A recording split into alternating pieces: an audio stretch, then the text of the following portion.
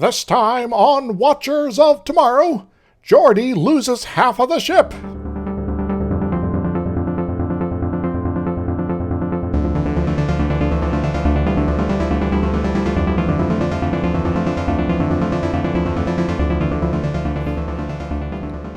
Hello everyone, welcome to Watchers of Tomorrow, the sci-fi review and critique show that destroyed itself with capitalism. My name is Gefwin. I am joined, as always, by my friend and co-host, Dr. Izix. Hi. And we've gotten to what is by no means the best, but my personal favorite episode of Season 1. It is pretty great. I'm not going to argue that it's a very good episode. It's got a lot of structural problems. I like it. It goes back to like some of the old Star Treks. It just like they have a clever solution. They've got stupid things where the captain's in danger for no reason. They've got dumb escalating stakes that don't make a lot of sense. Yep. And it's like, all right, so we're going to generally start having things be more worrisome throughout this. And oh no, now more people are at risk for dying. Yeah, it's kind of like if you took an original series plot and gave it better acting and just a touch better budget. Like not much of a better budget, but a little bit. Yeah, we still have, Planet of, a blanket in the background sort of effect levels of sets here. So, The main sci-fi prop that they have is made out of a, container for pantyhose. We're still at that level of special effects. Exactly. Well, doing, yourself special effects, is still a tried and true method in a lot of areas these days. But, yeah, it kind of shows here. So this episode was written by people who we've talked about a million times before, Maurice Hurley and Robert Lewin. They did a lot of Star Trek stuff. The original story was created by Hans Belmer, who's well known for working on DS9, so Star Trek alums all. Yes. Also, Richard Manning was involved with the teleplay there, too, so they exist. Guest stars. We got a few this time. For some reason, we just have random ensigns and people popping up all over this episode. Yes. Well, we need more junior crew members hanging around because Wesley's not in this one, so, That's true. They have better character arcs in this episode than Wesley does in the entire first two seasons. Whoops. And I don't dislike Wesley. They just they really handled the character arcs of these two junior officers so much better. Well, they're just deemed as unimportant, and thus, people that actually know what they're doing with developing characters and having arcs get to, work on them, as opposed to, Gene Roddenberry. So I'm going to butcher this name. Vincent Schiavelli? Schiavelli? That sounds more right. That sounds slightly Italian. Yes, he's recognizable. Yeah, he plays the peddler, and a description that I found was that he is the instantly recognizable sad face. Yes. So he's been in tons of stuff, not too much lately, because I believe because he died. Yes, so. Though he was in something called Corpse Killer 25th Anniversary Edition, so, that happens sometimes. Yeah, so, he's been in all sorts of stuff I've never heard of. He's in Mantis. I've heard of that. He was in the X-Files. He was, in Ghost as a subway ghost. So remember when, he's like, I want to talk to another ghost and, learn how to be a ghost properly. And it's like, well, there's this guy I've noticed who seems to be a ghost and is able to, touch things. I will talk to him. He played that ghost. Yeah, Subway Ghost. Yes. He's also in Batman Returns. I don't remember where. He's in Buckaroo Banzai, which we're going to get to at some point. Buffy the Vampire. Highlander the series, which I've never bothered watching. Yeah, I've seen bits and pieces of it. It's okay, I guess. There's people sword fighting. He's definitely been around, and if he's not an actor that you recognize the name of, you will see him and go like, oh yeah, that guy. It's just a recognizable face. They also have Marco Rodriguez playing Captain Rice. He's been a lot of TV side thingies like TJ Hooker, NYPD Blue, The Crow, Seinfeld. Yeah, so, sort of the usual suspects here.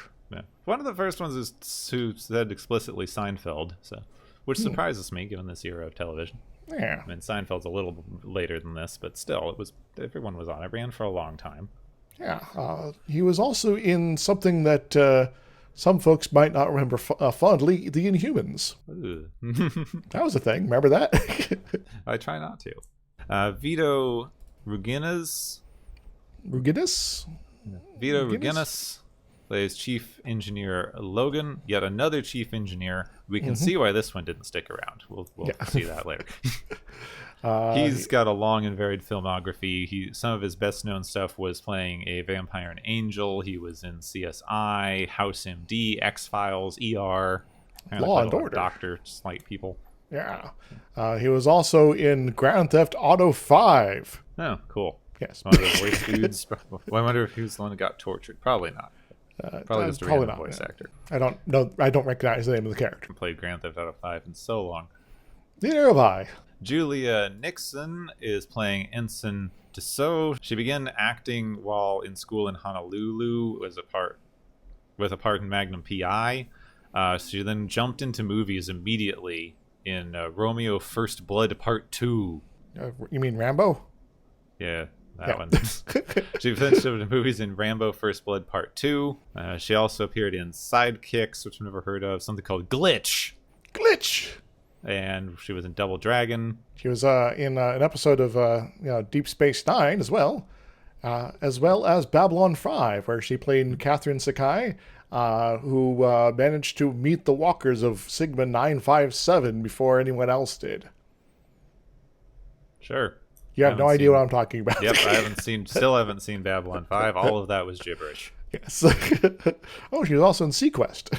Yeah, Sequest 2032. And finally, we've got George de la Penne, who plays Lieutenant Solus.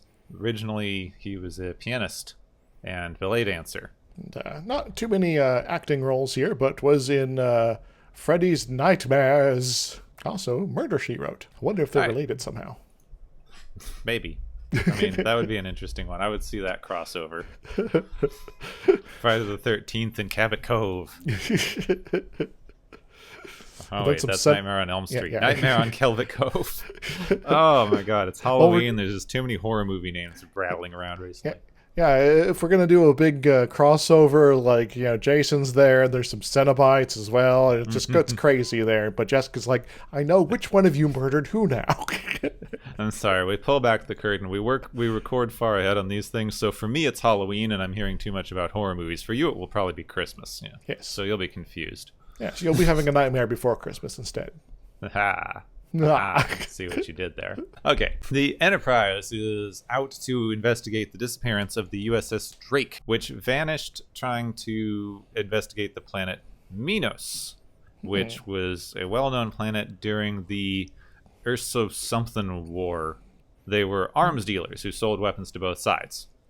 Whoops. Hopefully one of those sides didn't decide, maybe you're more trouble than you're worth here and come by with all those weapons, At some point, all intelligent life on the planet up and disappeared.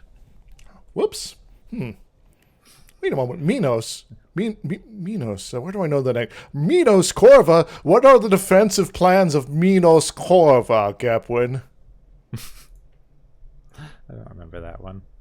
We'll run into that one a while later. Minos Corva. The Cardassian Border Wars. Someone has a whole video about it. My God, people are too obsessed with these things. How many lights are there, Gepwin? Okay, where in the world was I? There we go. In this room, I've got 5. Oh, okay. That worked out. So, right, Riker went to the academy with the captain of the Drake, Captain Rice, and they talk about him for a while, but it's not really important except for the fact that he and Riker are old friends. That's the bit we need to know. Yes, Captain Rice exists, and there's a personal connection. Moving on. So soon after they scan the planet and discover that there are no people left alive at all, they get hailed by a people. Well, that's weird. Are you a ghost? They could be a ghost. They look like a ghost that I've seen somewhere before. Maybe. I can't remember when Ghost actually came out, if it was before or after this. Anyway. I think it was after this, actually. So this one is a recording, not a ghost. And he's trying to advertise their weapons technology. So the automated message is still functioning after this many years. Then they're like, oh, I wonder if there's other dangerous things down there. So Riker, Yar, and Data go down to investigate. Yes, and we're not sending Worf here because we don't want him to get beat up. They materialize in what passes for a dense forest. It's several potted plants arranged slightly close together. With some fake rocks, positioned to try to hide that they're in pots. So they find not much. There's some ruins, there's some old display weapons. They spread around and search the area. Hey, I wonder if this display weapon will come in useful later. Probably not. They could have. You could have foreshadowed something. Indeed. Could have been interesting. The ship detects an energy buildup near Riker, and when he goes to investigate, he finds Rice. Rice is here. Well, that's convenient. So where's your ship? We're going to rescue you and stuff, and, if you're alive, that's probably a good sign, so what's up? No, it's fine. Rice's ship is fine, and he starts asking creepy questions like, hey, what's your ship? What's your complement? What ship are you on? It's big, right? Yeah, it's huge and large, and is like 12. Also, she's a pretty good ship, Yeah, the USS Lollipop. Yep. It's a good ship. So the rest of the team get there. They're not detecting any life signs, even though Rice, is standing right there. Mm-hmm. So either this is Rice and there's a dampening field, or it's a fake. Yeah. Riker takes the joking a bit too far, and Rice turns into a drone thing that shoots Riker, putting him in a stasis field. Oh, gosh darn it. Yar destroys the thing, but Riker's still trapped in the glowy whatever beam. Well, he seems to be frozen forever, so I guess if we want to get rid of Riker, this is a golden opportunity. Yeah, he's just frozen. You just leave him here. So whatever is trapping Riker is interfering with their ability to transport. So Picard decides that what he should do is that he and Dr. Crusher should beam down to the planet and leave Geordi in charge. Oh, okay, that makes sense. Wait a moment. Isn't Jana Troy a higher-ranked officer than Geordi at this point? Yes. But, as we learn later, she hasn't taken command classes. Or whatever. And Geordi... Yeah, Geordi is sporting the red shirt at this point here, so he's doing command track. All right, so we're good to go. Once they're on the ground, there's nothing to do because the doctor scans is like, well, it's a stasis field. Mm-hmm. Yep. Good. So can I go back on the ship? I seem useless here right now. Data remembers something from the old wars, that there was an intelligence gathering device that used a hologram to question subjects until they started to resist, and then they were put into a stasis field for later collection and interrogation. Data starts using his phaser to find frequencies that could turn the stasis field off when they are attacked by another drone. Picard and Crusher run off into the woods and are separated from the group and then fall into a big hole. Whoops. So good luck with the frequency data. Everyone else seems to be having a bad time. Yar tries to shoot the drone like she did last time, but this one dodges slightly to the side. And we can't change what direction our constant beam of a phaser is going, so, It's not a lightsaber. You can't swing it around. Jeez. It's a gun. You start shooting one direction, and you can't shoot a different direction. That's it. It would create cross-spatial phase tearing or something. It would mess up your V-sync. I don't know. Which I guess, if you sort of think about the technology of phasers, there might be like an aiming assist that it's actually, trying to make you keep shooting in the direction you were intending to shoot the first time. And, that's just really inconvenient right now, and they don't know how to turn it off. What they don't tell you is that the thing that actually, creates the charged particle beam and gets them all to line up in the same direction is actually an intensely powerful gyroscope. Nice. You can't move it if you wanted to. Oh, jeepers, my... dang you, angular momentum! So since this thing can move a little bit, she now gets Data to also shoot it. You know, she shoots and then he shoots, and that can't dodge twice. That's just too many times. The drone's a little bit like, oh man, this isn't fair. Teaming I up love on me. how they wrote the escalation in this thing. It's like you have a drone and it gets shot. Then it can dodge one time. Yes. Maybe the next time it can dodge 2 times. Dun, dun, Don't know dun. what we're going to pull out next. Woo, keep you guessing. Yeah, or we have to like keep improving our techniques here, and eventually we're just going to be not able to. This is gonna be terrible. I also love, like, I'm getting ahead of myself a little bit. Like, this thing is obviously starting to adapt, but it does mean that the original one, they're just like, just ship out the base unit. It doesn't need to try to dodge enemy fire or evade anything. It's fine. It'll figure it out later. Yeah. Which maybe it's to lure them into a false sense of security, maybe, but yeah, this is kind of a little silly. So meanwhile, back in the hole, Dr. Crusher has a wounded arm. Picard makes a splint out of some sticks in her jacket. Everyone's communicators are out. They're being blocked probably by the weapon doodah. Data finally finds the correct frequency to let Riker out, and they run off to find the captain. Yeah, well, hopefully this won't take too long, because that sawdust that Crusher appears to be buried in now is apparently full of, like, fleas. I'm not joking. Oh, no. Yeah. Things they do for this show. Yes. So back on the ship, they have a beat on the entire away team. But just before they can beam them back up, the drone thingy attacks them, and the shields have to be up. Oh no! And this week we cannot beam through our shields, so this is a problem. Yeah, and also this thing is draining their shields really fast, whatever it is. Also has some sort of cloaking device, so it disappears after every shot, so it's impossible to attack back. And to make matters worse, the chief engineer, for some reason, decides that now is the time to pull a power play. Yeah, because apparently in the middle of battle is when you got to start trying to make complaints to the the guy in charge that, hey, you don't know what you're doing. You should put me in charge here, man. Blah. Also, let's see what we got here, because we have 2 drone things that look the same. They look very similar. One can't even dodge. Yep. Like, let's not bother installing the evasive maneuver subroutine into this one. The other one is powerful enough to take out a Galaxy-class's shields in 3 shots and has a cloaking device. Now, my thinking on that is that the one that's attacking the Enterprise at this point is the one that had actually wiped out the entire civilization previously. Oh, it's just sitting up there. Yes. And just, it's like, oh, there's a ship here. I'll start heading over there. And they do the rest, the stuff up until this point. And then, it's like, oh, I'm in range now. Let's surprise them. Bam.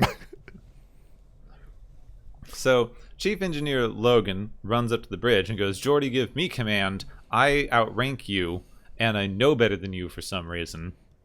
And we should leave to save the ship. Right? His position is we should leave the away team and save the ship, because the ship's more important than the away team.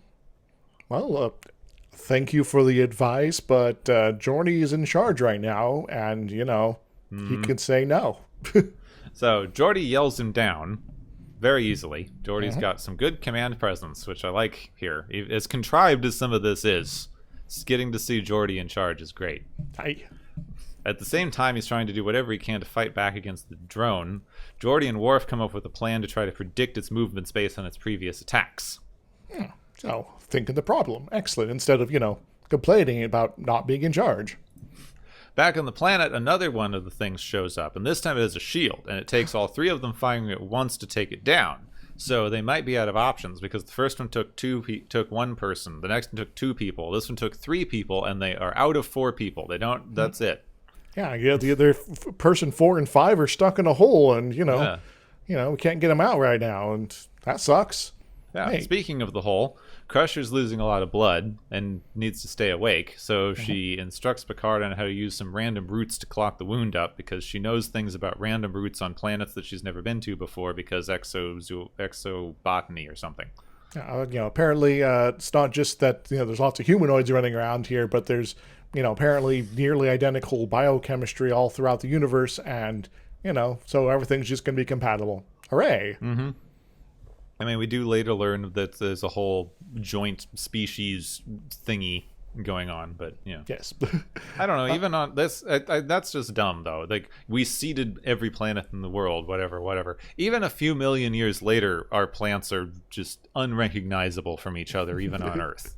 Yeah, that's a whole episode there. And yeah, we could complain about it for probably ages, I suspect. But this convergent, divergent, convergent evolution nonsense is kind of a staple of Star Trek during this era, and it's just really, really terrible. Which I guess one of the things I like about Discovery is okay, so maybe we have this problem inside the galactic barrier, but outside of it, things can be a lot more weird. So let's do that. So back on the ship now, they are ready to try to take out the drone. It doesn't work. Their plan fails. So now Geordi has no other options because they're going to get destroyed, and he decides to leave to save the ship. All right, so Logan, who wanted to leave to save the ship, remember, is now, what are you doing? You're leaving the away team? My God. Oh, Logan, you're just going to say whatever you need to make me look/feel bad. So, maybe you're full of crap and should, go away.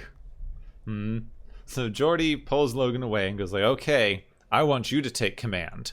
Dun, dun, dun. Of the saucer section. Ha-ha! Burn! Ha-ha! Take that! There's also a kind of unique, lengthy pause there, so it almost sounds like he's giving him full command, but, No, he's just like, these are I need to, fake you out. You've been enough of a dick. So I'm just gonna fake you out. I'm going to give you this part of the ship and make you go away, quite literally. Don't get also, all the civilians killed, please. The way everybody's jockeying for command, it's like, this feels like old British Navy rules. Like during the Napoleonic War, and if you captured a ship or the captain died and you got put in command, you'd probably just stay there when you got home. So it was a good way to rank up. I guess when we bring the ship back together, both Geordi and the engineer guy here are going to be new captains, I guess. Wait, no, this doesn't work like that here. So Geordi's going to take the drive section back and save the captain. Hooray! Troy has a big talk about how well Geordi's handling this life and death situation, but needs to be nicer to the younger bridge crew because they haven't had as much experience here. He takes it to heart and heads to the battle bridge and separates the saucer section so that they can head back to the planet. Hooray! So we got our 3 crew members here. That's apparently all you need to have with you to command the battle bridge. So we got the 2 newbies and Worf. Worf, are you ready for battle?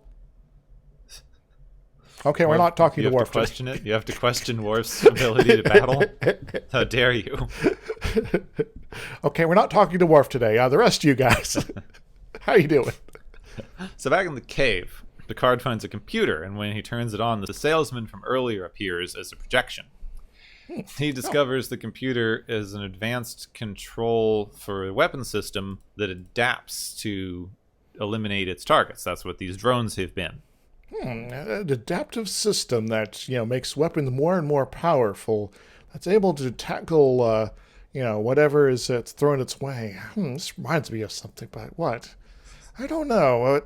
Maybe I'll think of it much later. So, other than giving specs, trying to sell them stuff, this dude's not particularly useful. So, Riker and the others find the hole.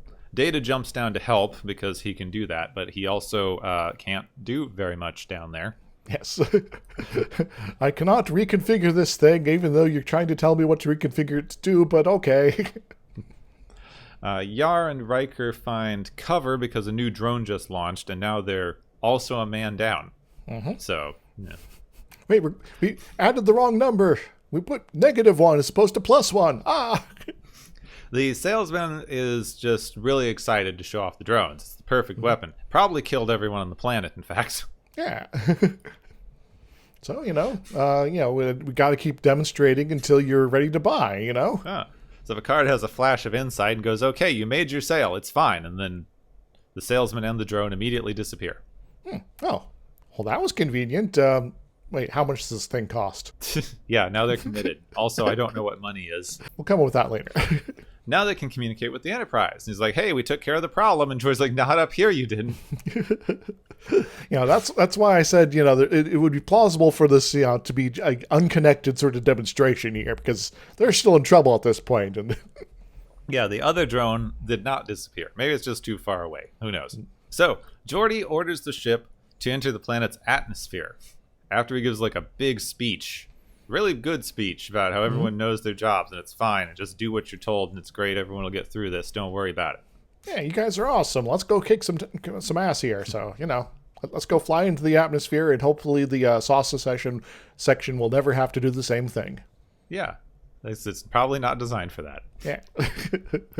So if the drone follows them into the atmosphere, they'll be able to target its entry turbulence, since they can't see it. The plan works. They destroy the drone just before they burn up, and finally, we're able to lower the shields and beam up the away team. All right, let's get the heck out of here. Never mind about the Drake. This place is just dangerous. Geordi tries to relinquish command as soon as Picard gets back, and Picard goes, no, this ship was in one piece when I left. So, fix the ship, and, maybe I'll let you not be in charge. How about that? Then Geordi just sits in the command chair and sets course for the rest of the Enterprise. I think Picard just wanted to sleep. Yes. I've been stuck in a cave for most of the episode here. I'm going to go take a nap. And Riker's like, but I didn't get a nap. You are frozen in time. You got a nap. So I think this is the really interesting thing of this episode, especially now. You have an automated weapon system. Do you think this might be an allegory for something? It could very much be. Some sort of autonomous items that are going about and applying their death rays to things, or maybe not death rays in the modern sense here, but other sorts of weaponry. So what I think is interesting, the original intent, Maurice Hurley said that he wrote this episode, or at least contributed to writing this episode, as a commentary on how the U.S. had recently started selling fighter jets to Iran. Huh. So, yeah, that seems a little weird. Wait, weren't we on, weird terms with Iran in the 80s? Yes. Yes. Yeah. So this episode is kind of a thing on like, we, the U.S., are becoming the world's arms dealer. And that maybe that's not a good thing. Yeah, we're selling to both sides, and eventually one may reasonably predict that might turn around and bite you in the ass. Yes. So yeah, for folks that are not aware of, the U.S., selling weapons to Iran was kind of a bit of a scandal in the 80s, but then, things got kind of like, well, we don't care anymore. And then maybe, some people are like, maybe we should, but, Yeah, I mean, if you need a refresher, you should look up the American Dad Schoolhouse Rock thing about Iran-Contra. Yes. It was actually a very good overview. So I believe we've, spoken before about, the whole, death squads in Nicaragua. And then Reagan's like, I want to keep giving them stuff. And Congress is like, no. It's like, okay, we'll sell weapons to Iran. And some of that funding will go to these guys instead, along with guns. Yeah, it was kind of terrible. Mm-hmm. And then, of course, the weapons that we sold to Iran in the 80s, we did directly fund and make easier some terrorist groups that we kind of are dealing with, still. Mm-hmm. Yeah, Iran is sort of, I guess, best known for being supporters of, Hezbollah and all that sort of stuff there. And, like, well, maybe if we hadn't been doing that, sort of stuff there, and just kind of not giving weapons to everybody, it would have been a better time for folks because there would have been less ways to kill each other. No, of course, the thing here was even stupider because the entire sale was meant because was put through by Congress because the company that was making the jets was going to go into bankruptcy if they weren't allowed to sell the things outside of the U.S. So it was one of those sorts of things. Like, oh, yes, this, we don't have enough of a market. Let us have a larger market. And yes, it'll just be, not you guys. But who then? We'll maybe mention it later. So I think this is a very interesting... It's interesting as the way that you can read a lot of stuff into the allegories that sci-fi, puts in front of you. Because, originally written as maybe we shouldn't be the world's arms dealers because putting a bunch of weapons out into the world that, you do not have control over may not be the best idea. And could be taken to what he called the ultimate conclusion of just destroying yourselves. Yeah, those weapons will come back and bite you in the ass. And, that's a bad thing. So, maybe don't do this. But what we've gotten to now, something that we are talking about at the minute, something that we are trying to deal with morally, is a lot closer to what they're doing in this episode, which is, in fact, fully autonomous weapon systems. Indeed. Which are dangerously close to being a realistic possibility. Indeed. So sort of, some disclosure here. I do, know folks who have worked on systems that could be potentially applied to that sort of, technology. The general, consensus among them was, even if we have something that does this sort of thing here in, possibility, we want to still make sure that we have a human at the end of the day behind the controls so that, we're not suddenly just mowing down random groups of people because it decided that, oh, this looks threatening. Yeah. So what we have now, because there's a lot of talk about military drones, they've been something that we've been talking about for the last several years. Current military drone technology is remote control. Yes. It is being directly controlled by a person, like, on the ground. Could be full continents away, but it's still being directly controlled by a member of the U.S. military. Indeed. Usually Air Force, but sometimes other branches. Yeah. The thing that everyone's discussing and talking about would be something that had a autonomous AI, something similar to like a self-driving car, that would be fully capable of making its own decisions on movement, weapons, etc., etc. Indeed. What I do find kind of interesting, thinking about this as an argument, though, it feels like, and I'm not claiming to be an expert, I've never been in the military, I've known a few people who have been, but I'm not claiming to be an expert on these things.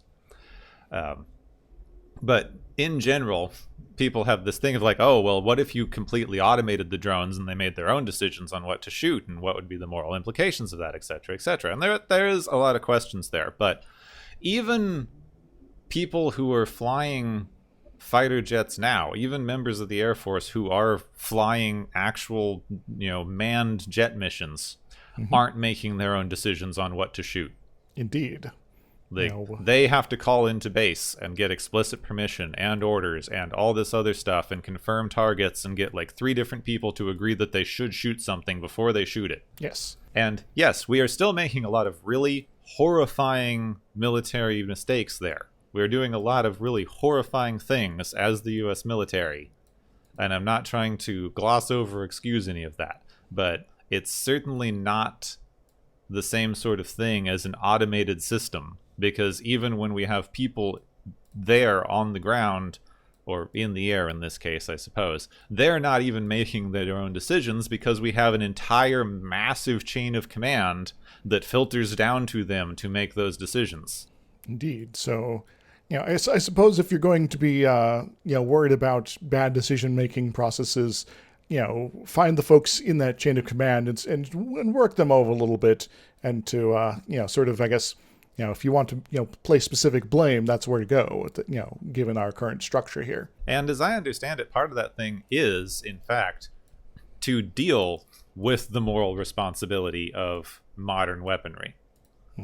Because we kind of agree that, yes, the individual officer in charge of this thing, the individual who's flying the plane, manning the big gun, whatever, really shouldn't be in charge of making those decisions, because one person should not be making those kinds of decisions. It's too morally dubious. Indeed. We need a command structure to make those decisions, not only to try to make the decisions in a more informed, better way, which we are massively failing at, and Yes. I'm not going to argue this, but that's the theory. But that individual, whether or not they like hit the button, should not have to be morally culpable for the decision. Yeah, I would agree. I suppose from my own experience, knowing folks that work on quote autonomous systems, that in terms of what folks in sort of the scientific area can do to make this whole process less awful is to design systems that help with provide more information so that they can get a more clear picture of what's going on. And so you can get a sensor package put together that is, able to provide, information about, okay, so we might be seeing these sort of specific, red flags that this is probably some bad guys here. But the system's also picking up these other elements that, this is not actually bad guys. It's some people hanging out on their back porch, just having a party. They're not, a group gearing up to go raid the nearby army base or whatever. And so there's sort of contributions that can be added there, but at the end of the day, no matter how good your sensor system is, there is it going to be coming down to the human factor there. That you got to sort of have to have somebody, or hopefully multiple someones sort of looking over this information and making calls on it. Yeah, the only thing that you'd be particularly changing by saying we have this automated system, like they would probably still send back information. They would need a final okay by the higher ups because that's just how our military functions. Yeah, I'm not saying that this should be autonomous, fully at all. In fact, I am fairly against that.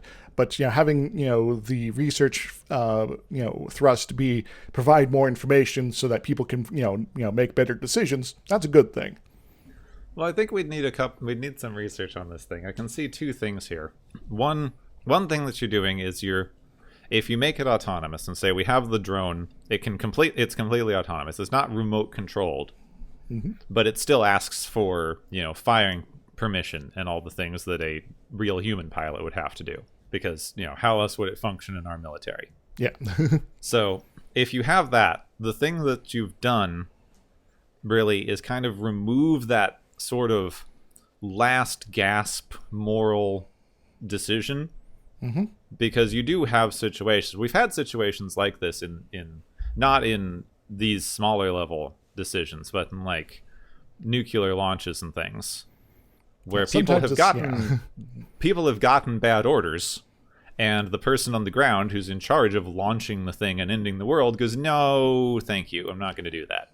Yeah, this doesn't smell right to me. I'd like some confirmation from someone who knows what they're doing. Like, it was a bear that broke into the fence and not, enemy incursion. Okay, let's not launch everything and kill everyone. Yeah, which you do have an argument for because, especially something like that, if you made that an autonomous system, we would have launched nukes dozens of times already. Yes.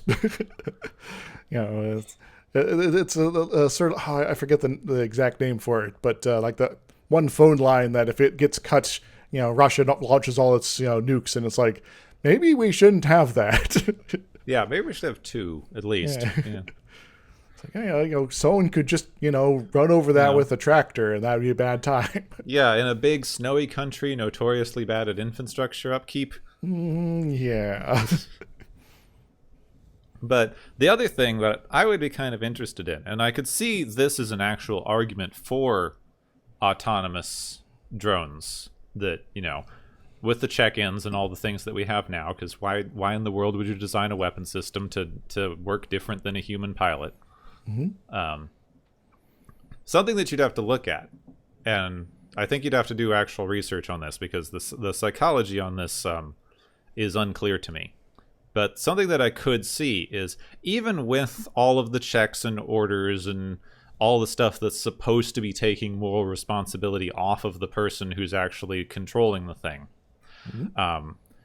you still have pretty high instances of PTSD and other psychological problems popping up in people who are even controlling, drone strikes. And I am just wondering if having that more spread out amongst the command staff that don't have to send it down to the one person who's hitting the actual button, if they all just collectively have to send an OK code to the autonomous thingy and it hits the button, theoretically, whether that would spread out the moral responsibility more to a way where you wouldn't be having quite as much of this sort of PTSD effect on individual soldiers or airmen or whoever's working these things. Is, I guess, a big question. I don't have a good answer on if that would be, helpful or not. But it is maybe something to look into. A sort of a collective sort of, guilt situation. Yeah, which, you might still, because someone has to send through the final input control. Someone has to have programmed the thing. Someone has to have made this decision somewhere along the line. Mm-hmm. This is one of the arguments that you get into with the thing of like, well, if you have an autonomous car and it runs over someone, who's responsible? Because the car is a robot. Yes. But the responsibility is whoever made the decision to program the car to do this thing. Like if you have an autonomous vehicle, you will at some point run into a decision, which people do have to make in split-second life and death problems when you're on roads, which is why we should be eliminating cars. They're a problem. Yeah. That's a different thing. Yes. If you have a choice between, if you can't stop the car in time and you have a choice between running into the person in front of you or swerving onto the sidewalk and possibly running into the person over there, something's going to happen. If the car does that, someone down the line had to program the car to make that decision and say which thing to prioritize. Indeed. Does it prioritize the passenger's safety or the pedestrian's safety? Does it prioritize not running into the cop car in front of it or not running into the person it would swerve into? Cheap answer is to say that if it cannot come up with a decision, do nothing. But then you've just defaulted it into running into whatever's in front of it. Yep. Which is still a decision. Doing nothing is still a decision. So I said it's the cheap answer. AKA, I'm pretending I don't have any responsibility here, as opposed to actually taking responsibility. The thing that we keep skirting around whenever we talk about autonomous anything is that someone had to program it in the first place. Indeed. And whoever made those decisions is the one responsible. You can it's kind of interesting. It's kind of like the old Marx version of labor storage in automation. Mm-hmm. It's responsibility storage. Yeah. So if you don't know, Marx had an idea that labor imparts value into the thing that you make, which is the labor theory of value. It's distinct from the price theory of value that we have in our system. Yes. And the way that he dealt with automation or labor-saving machines was that when you built the machine originally that does the automation or does the labor saving, you're storing an amount of labor value in that machine that is then doled out to the other things that it makes. Yes. So on this, you're kind of storing responsibility value. You're storing responsibility when you program the thing, and then that responsibility is doled out in all the decisions that the thing makes after you program it. Which I guess if you sort of take that view, you can step it back to the non-autonomous system still. That everyone who has contributed to building the aircraft or whatever other system you're using, has some responsibility that is being sort of imparted into this whole system on top of things.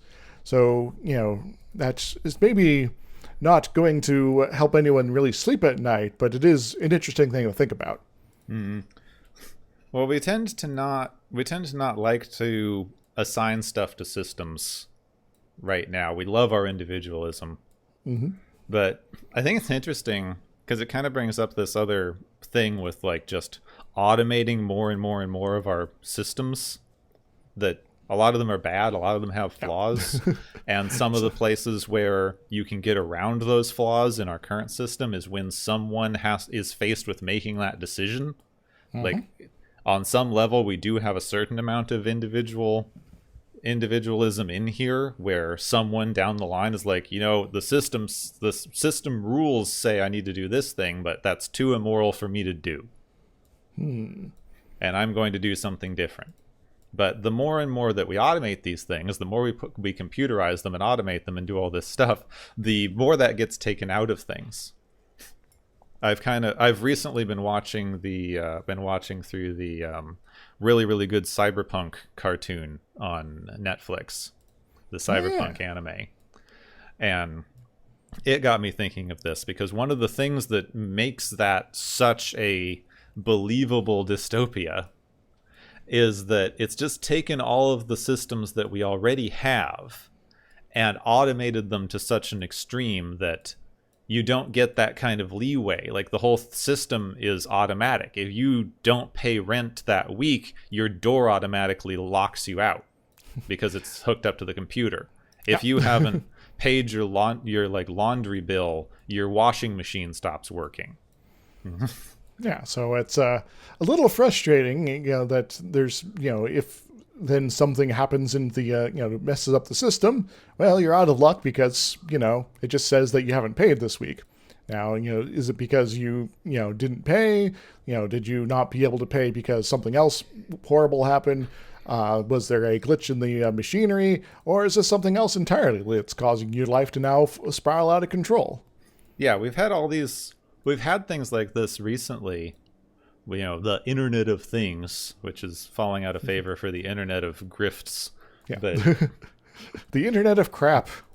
We had this idea of the Web 2.0, the Internet of Things, which is that everything you own is going to be connected to the Internet, and this is good for some reason.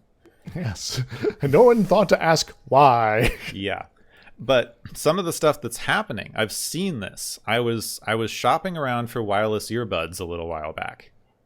One of the things that I came across were ones that were initially very, very cheap. They were, like $15. Mm-hmm. But you had to buy a subscription for them. And if you didn't keep paying your subscription, it would send a kill code to your wireless earbuds. That's very, very, very awful. Mm-hmm. And then, by the same token, we had this a few years ago, if you follow the gaming news at all. We had this a few years ago with the Xbox One. When they initially announced it, they said it was going to be always connected to the internet. It was going to check on the games that you bought. It was going to do all of this stuff. Yep. And, if your internet connection went out, which mine does every week or so, it's not uncommon. You can't use the thing because it has to be connected to the internet at all times to function. Yeah, we need our official tokens to say that we are playing the games that we're supposed to be able to play here. Yeah. And woe be to thee that has a bad connection or no connection. And now just extrapolate that. Can I not use my toaster because my Wi-Fi is spotty? Yep. Well, I guess I'm just not going to eat today. Uh-oh. And all of that is just the base level thing, even ignoring the fact that the reason everything now is a smart whatever, smart TVs, smart toaster, smart whatever the heck you buy, is because it's sending a bunch of information back to Amazon that they're then selling and making a lot of money off of the fact that you're watching TV. Yeah, it's like, oh, we know that you're watching TV in the channel and how much of the commercial you're, not muting, and there you go. Somebody recently came out with a patent for a thing that would stop playing a commercial and pause the thing if you weren't looking directly at your phone. Oof. That's just awful. Mm-hmm. I don't watch much video on my phone as is, but still, I'm more of a desktop person. So see, I do think that when you think about this, when you talk about automation like this is a distraction. Mm-hmm. You get into these automation arguments that are, automation is going to replace all food service workers, which if it could, it would have by now. Yeah. It's like, yeah, we got maybe a robot delivering some plates at a Denny's, but, we still need to be able to, my food doesn't seem to be appear to what's actually I ordered. So, maybe I should talk to like a human. Though horrifyingly, I did hear a news report recently, a glowing news report, because this was on one of these shows that's talking about how great innovation is, about how they're outsourcing cashiers. Like, you go to the supermarket and you get a video screen where someone in India talks you through your transaction. Can I not go to those stores then, please? Yeah. Yeah. Yeah, as is, I don't, I don't use the, self-checkout very much because, one, I tend to, like, go grocery shopping for a week or more, and two, it is kind of nice to actually get some help handling all the stuff. Yeah. So, Also, as someone pointed out, like, all of a sudden you go to the store and one day the store decided that something that used to be somebody else's job that they paid someone to do is now your job. Mm-hmm. Like, can I, get all this for cheaper now because of this? No. Well, bye. I'm going to try to find a place that still has humans. But, like, I think that talking about the automation is going to lose everyone their jobs. Like, that's something that we need to deal with on a more massive structural level. Yes. Or the automation is going to create Terminator-style death robots. It's a distraction from all of the stuff that automation is already doing, which is making you pay subscriptions for everything in the world. Yeah. We're trying to automate the way that our justice system works with mandatory minimums and taking decisions out of judges' hands and all that sort of thing, to fully automate it in a way that takes all the humanity out of something that's supposed to be dealing with humanity. Yeah, it's like, but this person that I don't have any information on didn't get enough punishment for something that I only just heard about them having done. I'm going to demand more punishments for people and minimums of it too. Wow. Yeah. We're making it so you can't use your toaster if it's not connected to the internet. Mm-hmm. Actually, I saw this. Not a toaster. They sell these all-in-one cooking devices. Look dangerous as heck. Sometimes the lids pop open and burn people. They are horrible things. But they sell these all-in-one cooking devices. It's a coffee maker, salad shooter, and no, it's an actual, like, it's got a sous vide in it. It's got a blender and a mixer and a sous vide and a thing, and you can, like, put the recipe. If you, like, put the recipe in the way that it tells you to, it will automatically cook stuff. Mm-hmm. Some of the times it's dangerous and the seals don't work well. But those things, you have to pay a subscription for some of them in order to get the automated recipes, which is the only way that the thing will function for you, because you can't set the device yourself. Oof. You have to follow their recipe with their ingredients so that the thing knows what to do. And these things are not cheap. These things are already like, $1,500. Yeah, it's basically a toy that is just going to make you suffer. And there's more interesting toys that do that, But this is where they want things to go. The fact that they can't make you pay a subscription for real-world items that you are buying bothers capitalists. Mm-hmm. And they're getting there because now everything's connected to the internet, so they're getting to a place where they can charge you subscriptions. Very recently, this is going to date the video, but they just had a story about how Pantone, who owns all the colors, is going to start trying to charge people to use their colors in Adobe Photoshop. Yep. If you use the wrong color, got to pay up. And if it's there, well, and you didn't pay, it's going to go away. Yeah, if you used those colors in anything that you drew or made ever, if you load it up now and don't pay them $25 a month, it will black out. Mm-hmm. It's like, what the hell, people? Come on.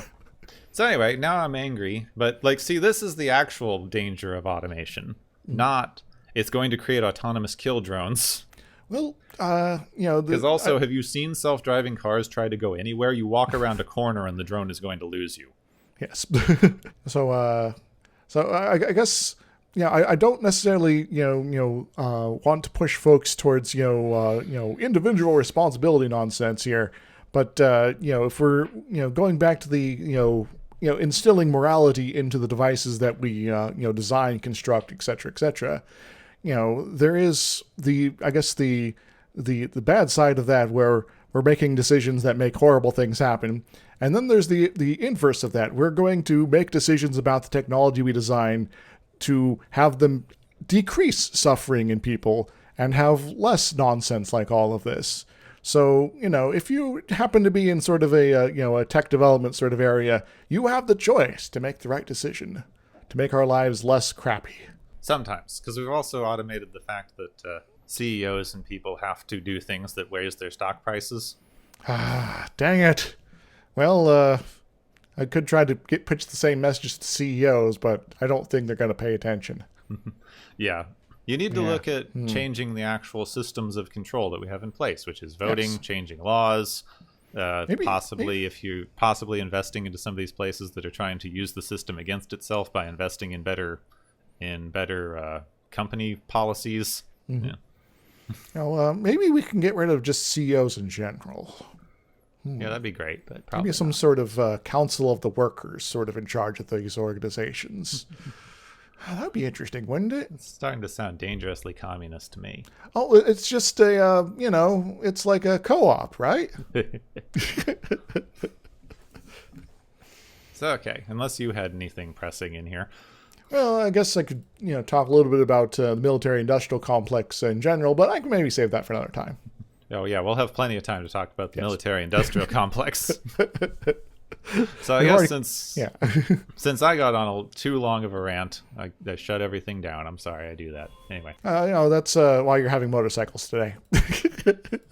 So, in favor of having the motorcycles not ruin my entire day, I guess it's time to get to the Galaxy's favorite game show! Woo!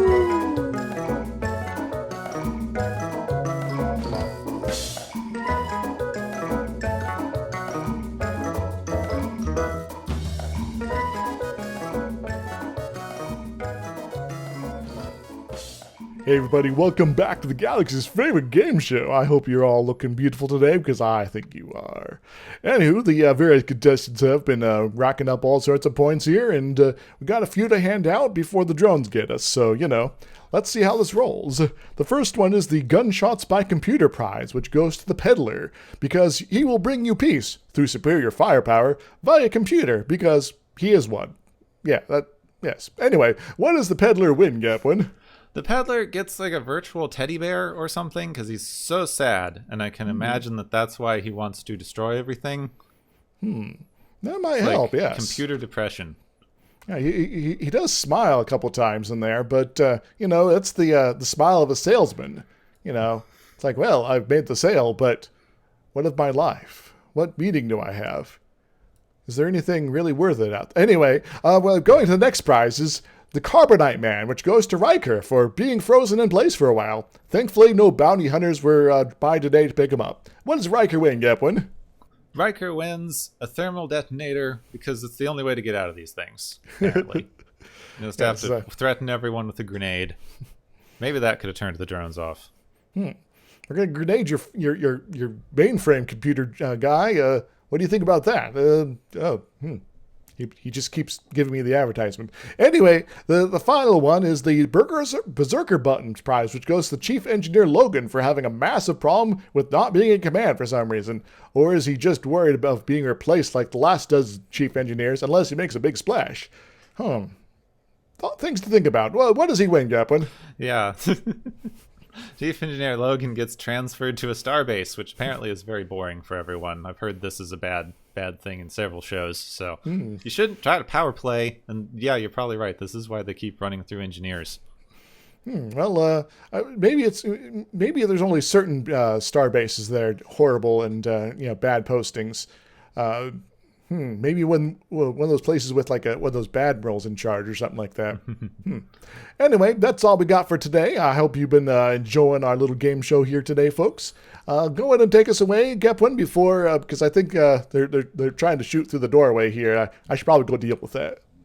Yes, thank you everyone for joining us. And these things are always clunky because we don't automate them. So, be thankful for that. All right, thank you for joining us, and this has been the weird thing that we call the Galaxy's favorite game show!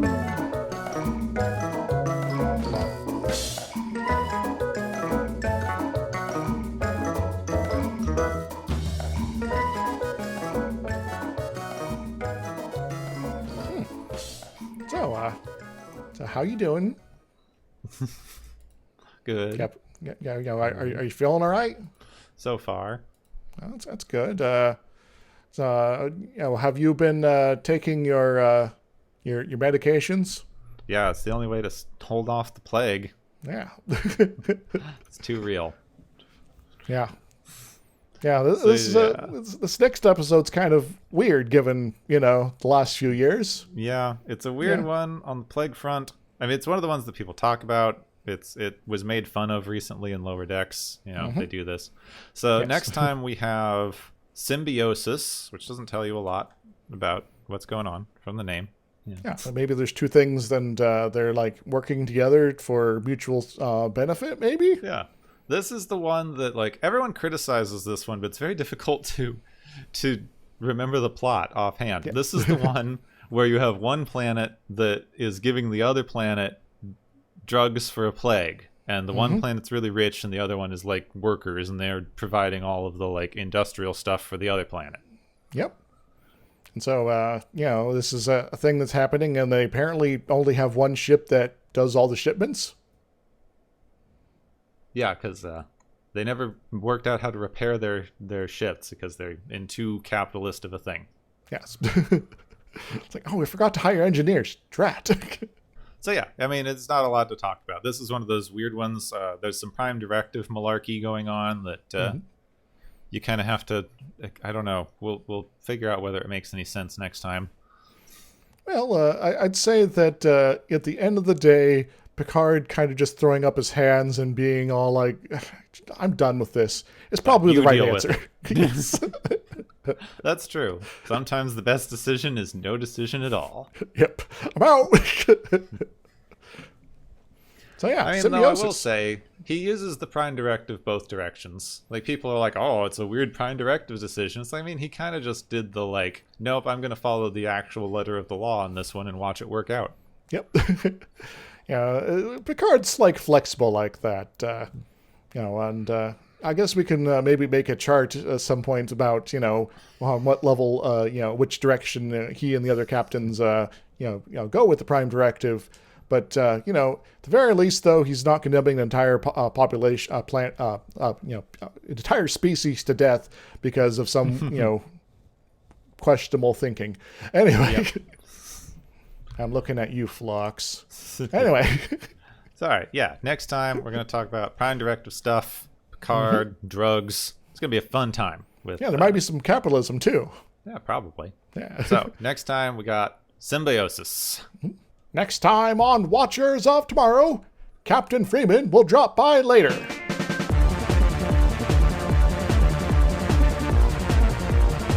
You have been listening to Watchers of Tomorrow, a podcast on science fiction media.